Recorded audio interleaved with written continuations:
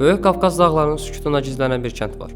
Bu kənd təkcə evlərdən və küçələrdən ibarət deyil.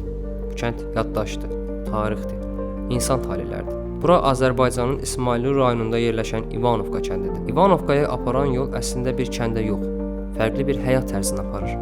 Burada zaman tələsmir. Burada həyat öz təbii axarı ilə davam edir. İvanovka kəndinin əsası 19-cu əsrdə Malakan rusları tərəfindən qoyulub. Onlar dini inanclarına görə öz vətənlərini tərk edərək bu torpaqlara sığınıblar və burada Azərbaycan torpağında yeni bir həyat qurublar. İllər dəyişib, nəsillər böyüyüb, amma İvanovka öz ruhunu itirməyib. Bu kənddə keçmiş bu günlə yanaşı yaşayır. İvanovkanın ən böyük sərvəti onun insanlarıdır. Sadə, zəhmətkeş, səmimi.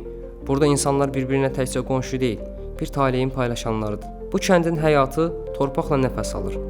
Südçülük, əkinçilik və kollektiv əmək İvanovkanın əsas dayaqlarıdır. Burada zəhmət hələ də hörmətlə qarşılanır. İvanovka postsovet məkanında kollektiv təsərrüfat ənənəsini qoruyub saxlayan nadir kəndlərdəndir. Burada mən yox, biz anlayışı yaşayır. Kəndin memarlığında, məişətində və gündəlik həyatında Rus mədəniyyətinin izləri açıq şəkildə hiss olunur. Amma bu mədəniyyət Azərbaycan torpağı ilə ahəng içindədir. İvanovka Azərbaycanda multikulturalizmin canlı nümunəsidir. Burada fərqlilik qorxulu deyil, qəbul ediləndir.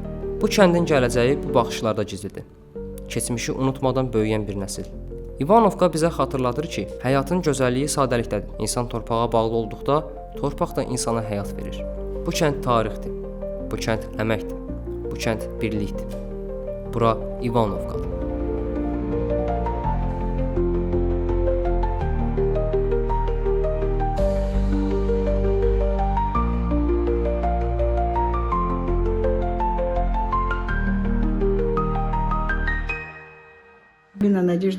Mənim adım Nadejda Vasilyevnadır.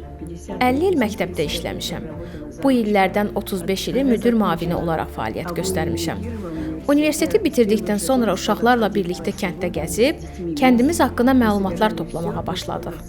Yaşlılardan bu kəndə necə gəldiyimizi, keçmişdə nə ilə məşğul olduğumuzu soruşardıq.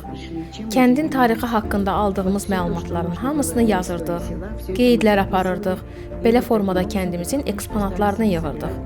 Hal-hazırda bizim muzeydə 2000-dən çox eksponat var. Bu bizim qədim adətimizdir. Bu, insanların öz əlləri ilə hazırladığı xalq yaradıcılığıdır. Toy mərasimi, qadın mütləq ətək və kofta, kişi isə köynək və kəmər geyinirdi. Sonra isə hardasa 60-70-ci illərdə əlbəttə ki, xarici görünüş dəyişməyə başladı. Uşaq və böyüklərə aid olan paltarlarımıza diqqət yetirin. Burada koftanın mütləq belə bəzəyi, belə bir ətəyi olmalıdır. Beləliklə, kənd geyimlərimizin belə bir xarici görünüşü var. Bu ələk isə taxtadan düzəldilmiş, belə bir növ latok deyirlər. Biz burada un ələyirdik ki, çörək bişirək. Çörəkləri Rus sobasında bişirirdik. Burada isə bir qadın çıxırıq arxasında oturub, o saplarla toxuyur. Saplar corab, jaket, jilet və sair toxumaq üçün istifadə olunur. Bu bizim Rus sobasıdır. İndi İvanovka ərazisində bəzilərində hələ də bu soba qalıb. Çünki onlar çörək bişirir, nahar hazırlayırlar. Baxın, diqqət yetirin əvvəllər evlərimiz necə olub? Onlar samanla örtülüb. İndi əlbəttə ki, bu yoxdur. Bunlar əcdadlarımızın quberniyanın mərkəzi hissəsindən Azərbaycana gətirdiyi əmək alətləridir.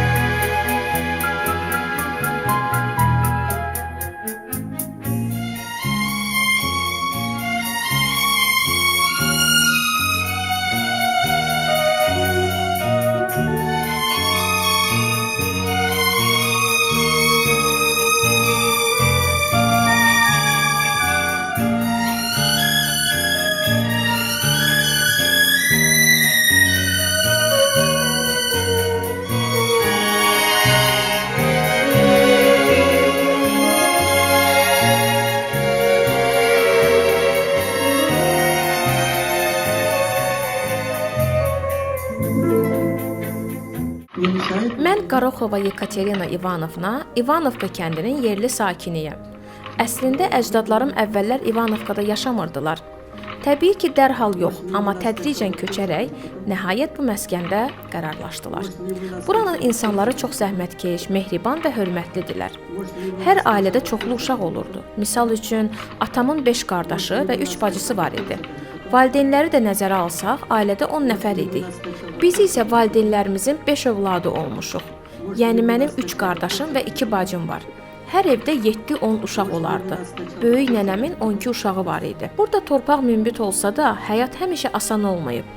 Xatirələrimdə atamın tarlada ağac kötüklərini təmizlədiyi dövrlər qalıb. Əvvəllər bura meşəlik idi.